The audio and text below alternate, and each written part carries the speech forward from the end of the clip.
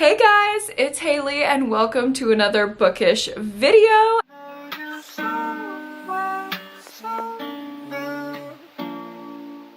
And happy 4th of July. That's probably not when you're watching this, but I don't know if you can tell, that is when I'm filming this. I have a very Lana inspired outfit, and as far as I'm concerned, this is not America Day, this is Ride music video day. And if you haven't seen the Ride music video, you need to go watch it. It is iconic and it is everything to me. So happy Lana Del 4th of July. And we are here today to talk about my June wrap up. I cannot believe we're already halfway through 2024. I have read so many good books. It's wild what happens when I stop reading extreme horror by misogynists and I start reading more by women. It's really incredible. So very happy to tell you all about the 12 books that I read throughout the month of June. Before we get into the book reviews, I will quickly go over my stats for the month. As I mentioned, I read 12 books in the month of June for a total of 3,959 pages. Here is my mood breakdown. Obviously, y'all know I like some dark, tense, and mysterious reads. We also had a little bit of adventurousness, some reflectiveness, and some emotion in there this month. I read one fast-paced book this month and all the rest of them were medium-paced, which is pretty different from me. Usually the majority of the books that I read are fast-paced, so maybe that's why I read a little less this month. As for page number, I read 9 books that were between 300 and 500 pages, and then I read 3 books that were under 300 pages. I read all fiction in the month of June, and here is my genre breakdown, mostly mystery thrillers, and then we got some horror and some gay stuff in there as well, because hello, wouldn't be me without it. Across my 12 reviews of everything I read this month, I had an average star rating of 3.79, which I think is pretty good. Anything above a 3.5 is a pretty good average for me. Like a really good reading month would be a 4, but that's kind of rare. I had 1 2-star, 1 3-star, and 2 3.5 stars, but other than those, I had so many highly rated books. I had 6 books that I rated 4 stars this month, 1 4.5, and 1 5-star standout of the month. Here is a breakdown of how I read those pages throughout the month. The whole first week of June, I didn't read anything, I'll be totally honest. It was my birthday month, and my birthday is June 1st. So that whole first week I was going crazy, doing some birthday celebrations, and I didn't get much of a chance to read. I also had a couple weekends in there where I was out of town, so I wasn't really reading, but when I was at home, especially the 15th through the 18th, your girl was reading. So now let's go ahead and get into my reviews. I am going to start off like I always do with my lowest rated book so we can work our way up to my highest rated book at the end. The 1 2-star book that I read in the month of June was The Z Word by Lindsay King Miller. So this one I'm so disappointed in. If you watch my mid-year freakout tag, which is kind of like a mid-year recap of all of my readings so far in 2024, I'll link it up above and down below if you missed it. If you watched that video, then you know my most disappointing read of the year so far was The Z Word, because based on the pitch, I thought it was going to be absolutely perfect for me. Okay, it was pitched as lesbian Zombieland. I love Zombieland. Zombieland is one of the movies that I would watch with my like core friend group in middle school on repeat. I'm sure we watched that movie upwards of a dozen times. I love it. So when I heard there was going to be a gay Zombieland horror book, it just sounds like perfect for me. But unfortunately, this one didn't end up working out. Basically, the premise is we are following this main character who is struggling with her ex and also her future romantic exploits, and we're following her and her group of friends, which include her ex and her person that she's kind of pursuing, as they go through the zombie apocalypse. And there's commentary in here about homophobia and how it's treated by the government, also like conspiracies and things like that. It does get a little bit political, which I enjoyed, but it was very weird to have this political commentary juxtaposed with what read like high school drama.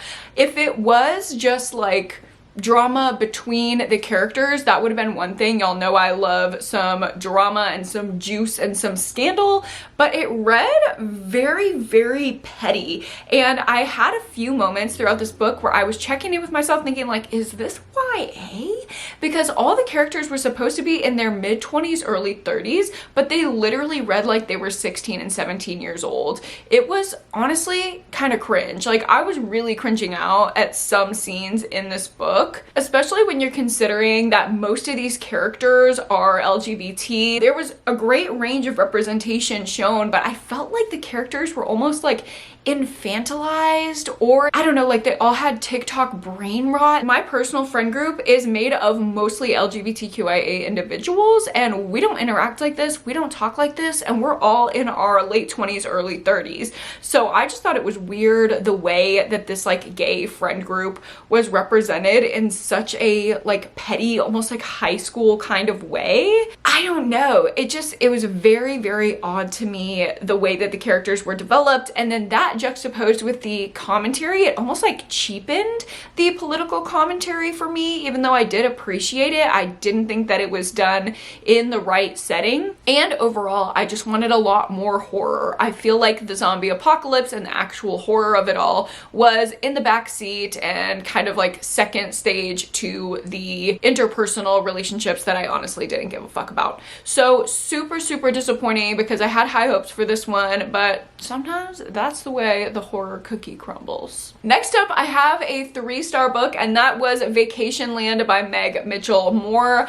I read this one half physically, half on audio as I was driving back and forth to visit home for my birthday celebration with my family, and I just wanted like a light, chiclety, even though I hate that term, kind of read that was beachy and mysterious, and this was kind of that perfectly, but not much else. We are following the matriarch of this family who takes her and her kids to stay at her parents' beach house for the summer. They've always gone and like spend a week, but they've never stayed for the entire summer before. So she is going to do that. She's also taking time away from her husband because they're struggling in their marriage, and she wants to reconnect with her parents before her father passes away because he's dealing with an illness.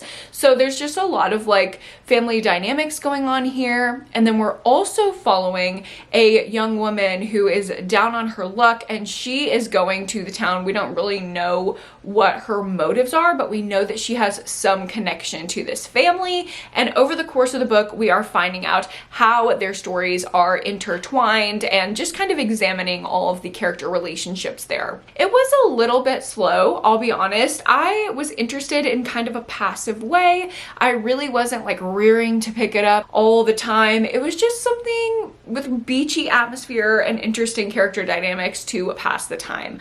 I like the way that Meg Mitchell Moore writes a small town beachy setting.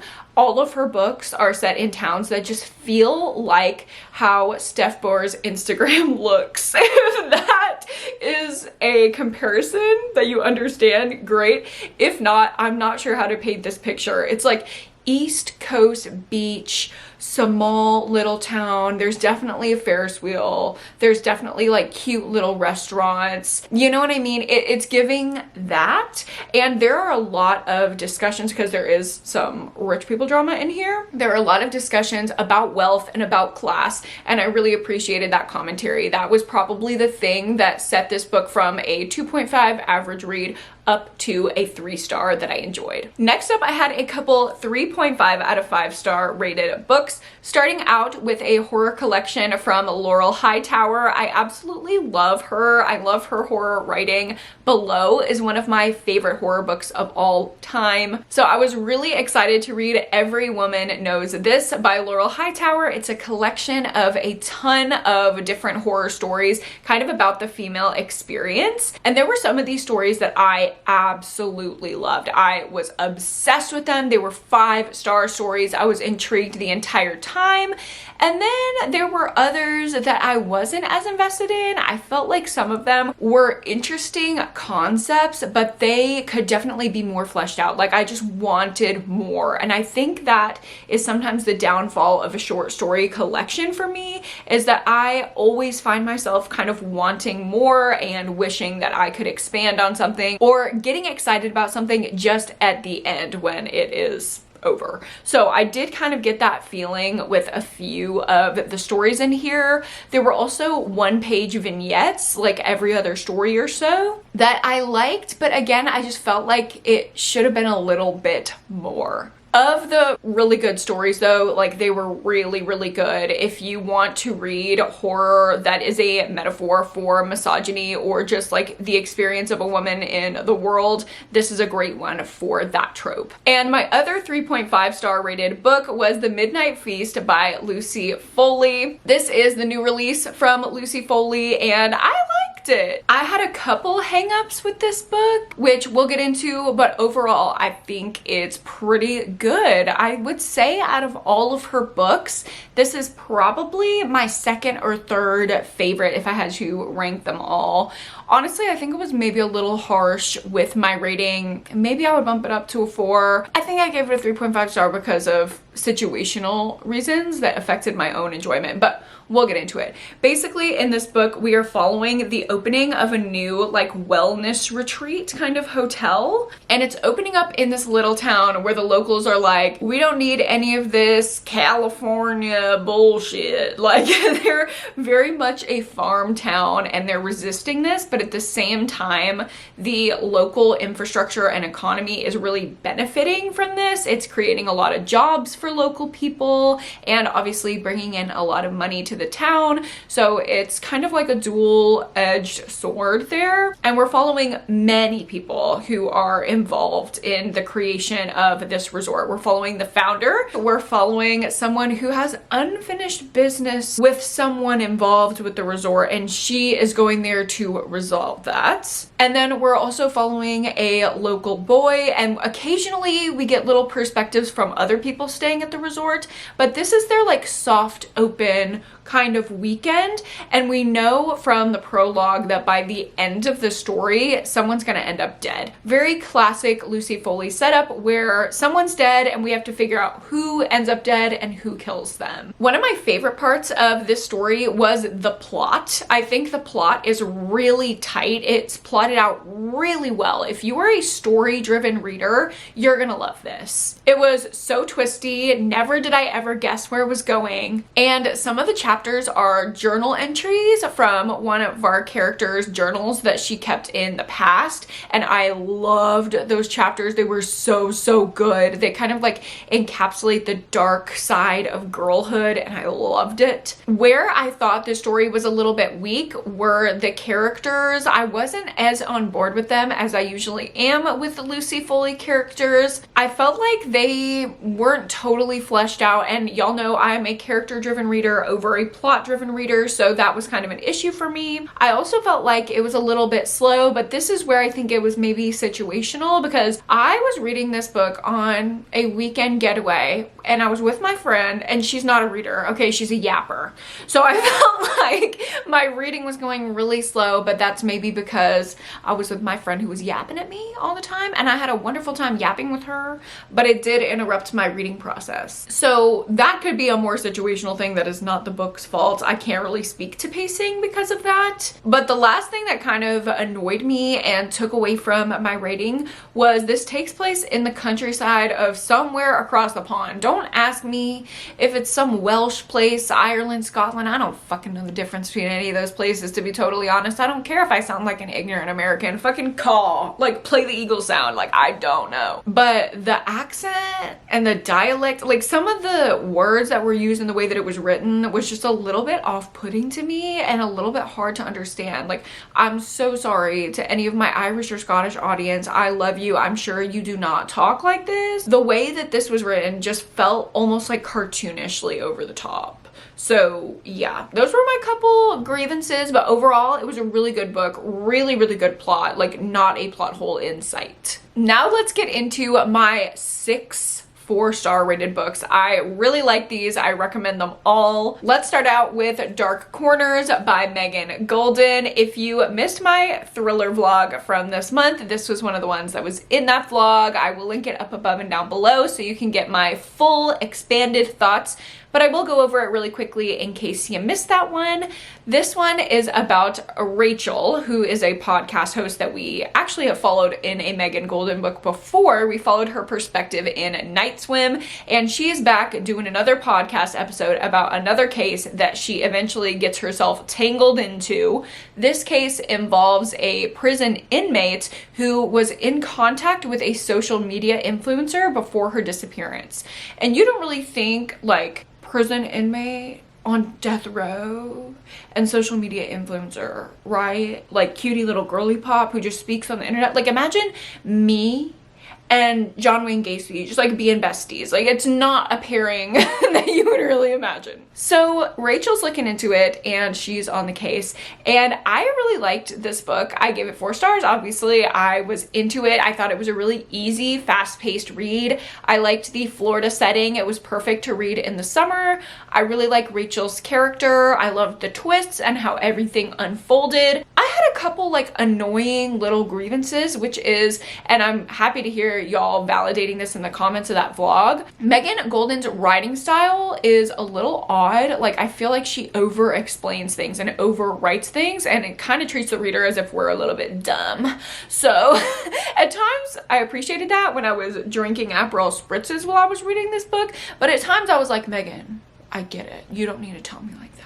And there was some weird commentary on social media that I thought was just kind of bullshit, and it read as like very boomer. So that was weird, but other than the weirdness, really good, really solid thriller. And then we have my June book club pick. If you don't know, I am a host of a book club over on my Patreon page. It is the Pretty Girl Book Club. It's always linked down below if you want to join. And this month we read One Perfect Couple by Ruth Ware, and I loved it. Oh my god, I had so much fun with this book. The premise is that we're following a bunch of couples that go to an island to be on a reality dating show, and it's basically Love Island meets Survivor. So they're going to go through all of these different challenges, and at the end there's going to be all of these different paired up couples. If you stay with your person who you originally came in with, then you win a bunch of money. But a storm rolls into the island, the villa where they're staying, pretty early on in the reality TV experience that ends up stranding them there, and it turns into a survival situation. There are also people getting picked off one by one. It is like survival horror meets murder mystery meets reality TV meets this delicious summery island setting. It was so much fun. There's some really cool commentary in here, which I kind of don't want to talk about because I don't want to give it away. There are a lot of twists. I love the atmosphere. If you know some of my favorite books like The Ruins and Fantastic Land, you know I love survival thrillers and horror. I just eat that shit up. I was constantly imagining what I would have done in this situation if I was on the island. Ruth Ware hasn't done it for me the past few years, so I'm very happy that she's back in my good graces, and I gave this one 4 stars. Another new release that I gave 4 stars was The Middle of the Night by Riley Sager. Y'all know I'm a Riley Sager stan, so I was super excited for this one. Oh my god, and my physical copy is literally coming in the mail to me right now. Thank you, Libro FM, for the early copy of this audiobook, so I was able to review it early for you guys and let you know to run out and go get it as soon as it comes out because it's so good. We're following a male main character, which is different for Riley Sager, but I actually really liked it. And this main guy, as a little boy, his best friend was kidnapped as he was sleeping in a tent right beside him. So we are trying to figure out what happened to this little boy because the case is still unsolved. And also we're following our guy all grown up as he is kind of like plagued by what he thinks is his best friend coming back to haunt him. So what is happening in present day? Is it a ghost kind of trope? And what happened in the past? This has a lot of like late 90s, early 2000s nostalgia in the flashback chapters when we're following the disappearance. And in present day, it has this feel of like suburban paranoia, like going door to door to door with our main character trying to get different pieces of the story from all the neighbors. I love the writing style, loved the characters, loved everything about it really. The only reason why I gave it 4 stars instead of 5 is because I've had other Riley Sager books that I liked a little bit more, and there was a little bit of ridiculousness that I wanted it turned up to a 10 like it kind of was in The House Across the Lake and Survive the Night. I love those books. Those are my 2 favorites of everything that he's written, which I know those are the 2 like most hated by everyone else. I love them. I love when Riley Sager is campy and ridiculous. So I wanted a little bit more of that. I felt like he was kind of afraid to go all the way there. So it was a 4, not a 5, but I'm not mad about it. I loved it. Next up, we're getting into all the million books that I read on my Kindle. I've been addicted to reading on my Kindle recently. I've been honestly spending too much money on Kindle copies, even of books that I own physically, which is like, that's a whole other issue. So I read Such a Lovely Family. This one was on KU, so it's really accessible. You can go find it right now if you have Kindle Unlimited. It's a thriller by Aggie Bloom Thompson, and I've never read from this author, but it seems like she does really good rich people drama because that was this book. The setup is this beautiful garden party thrown by this wealthy family, and by the end of it, people are ending up dead. So it's a classic murder mystery setup with tons of rich people drama. We are following the perspective of all the siblings in this family trying to figure out, was it one of the kids that killed someone? Was it a parent? Was it a neighbor? Basically that same feeling of suburban paranoia, going door to door, figuring out all of the secrets and lies in this family. It was really solid. I think it was a bit slow for my taste. There weren't enough twists in there. Like, it was scandalous and there was a lot of like secrets and lies kind of things, but they didn't absolutely knock my socks off and become a new favorite, you know, thriller for me. So 4-star, solid, fun, especially if you have KU and you want those like springy, really luxurious rich people vibes. This is perfect for that. Next up, let's talk about another KU thriller, and that is Room for Rent by Noelle West Ely. We are following a down on her luck college student in this thriller who signs up to live with someone who she thinks is just a little girly pop who's also down on her luck and down to split rent that is really cheap, but she shows up to this place and it is not what she bargained for. Her roommate is a total creep and not anything like they described themselves to be on the signing of the lease. So she is becoming increasingly paranoid as she's living there and getting more and more creeped out by her roommate, but also things start happening around the house as well that are freaking her out. So we follow her as she's trying to uncover what is going on and basically just get through the semester alive. It's quick, it's fast, it's tense, it's suspenseful, it's gross, it's creepy, it's twisty. It's all the things that you want in a quick little popcorn thriller. That is kind of how I like to describe these books on KU. If you need something to go fast, get you out of a slump, and be just twisty and fun but not too deep, that is Noelle West Ely, and Room for Rent was no exception. Solid 4-star for me. And the last book that I rated 4 stars this month was Kill River by Cameron Rubik.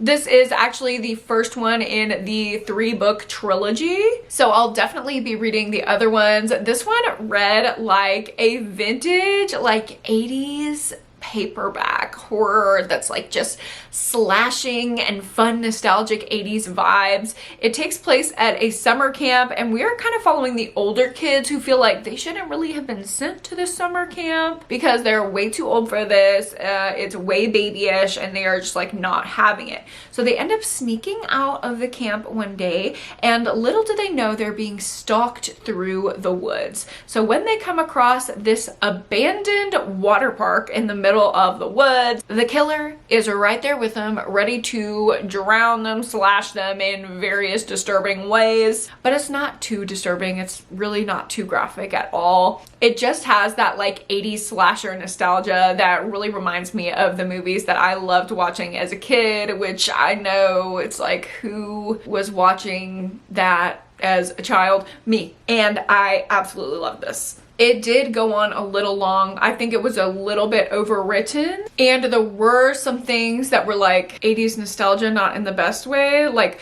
I don't think it was mean-spirited homophobia, but there were some comments that I'm like, okay, yeah, that's giving very 80s unaware, and I don't really want to be nostalgic for that. So, a couple little weirdo things, but overall, really fun, really straightforward, good little Kindle book. And now we are getting into my top favorite reads of June. I had one 4.5 star book, and that is Chlorine by Jade Song. This is kind of like a literary horror book. I would recommend it to anyone who likes sad girl literary fiction that gets a little bit weird.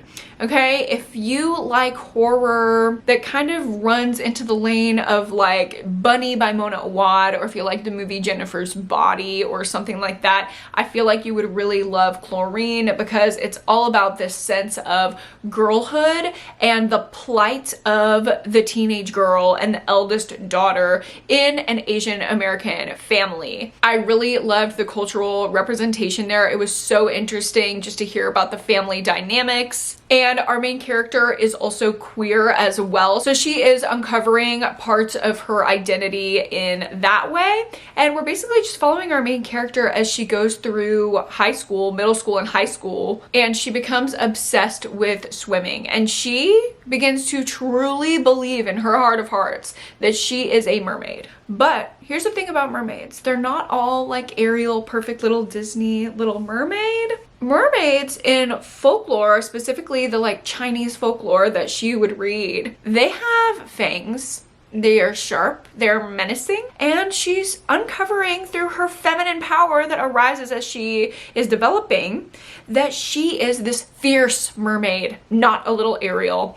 And everything culminates in this like heart-wrenching, horrifying scene. And oh my god, it's so good. It's emotionally damaging, okay? Because it's really intense on the like childhood trauma, like subtleties of being a girl in the world and growing up, especially growing up queer and growing up a person of color. Such good commentary on that. Such great, like, subtle, fantastical horror. I love the delusion of our main character where she's dead ass like, yeah, girl, I am a mermaid. And we see her like slow descent into madness. It's just so well written, so masterfully done. I do not have a physical copy of this. I listened to it on audio from my library, and I was kicking myself the whole time wishing I had the physical copy, because there are so many things that I wanted to highlight. I would love to reread this one, to go back and annotate it. And I know you're probably wondering, like, Hailey, you literally are raving about this book. Why did you give it a 4.5 instead of a 5? And this is being pretty nitpicky. I will say it was a phenomenal read,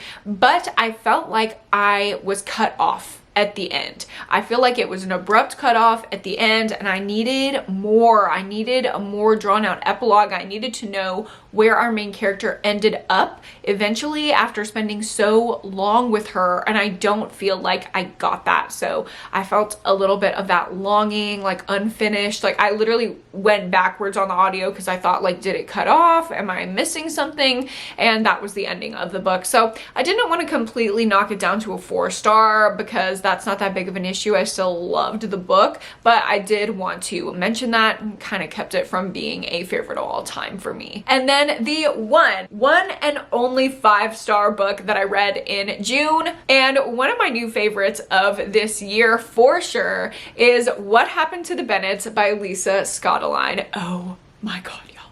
This is an S.A. Cosby book. Like, it's not. It's not. It's written by a little white woman, okay? This is not an S.A. Cosby book, but if you like S.A. Cosby books, you've got to read this. It is so fast-paced, so thrilling, so full of action and emotion at the same time. We're following a family who basically goes through the worst tragedy that you could ever experience. And not only that, but because of the nature of what they went through, they now have to enter the witness protection program. So they can't even speak to any of their friends, any of their extended family about what happened to them. And the patriarch of the family, the dad, kind of starts to think that maybe the people who are running the witness protection program and all the FBI agents are not exactly on his side. They're not exactly advocating for the family. So the dad takes it upon himself to figure out what's going on and fight the bad guys. It is so emotional, just this really raw and vulnerable tale of a family in their worst, most stressful moments. Everyone has a different reaction,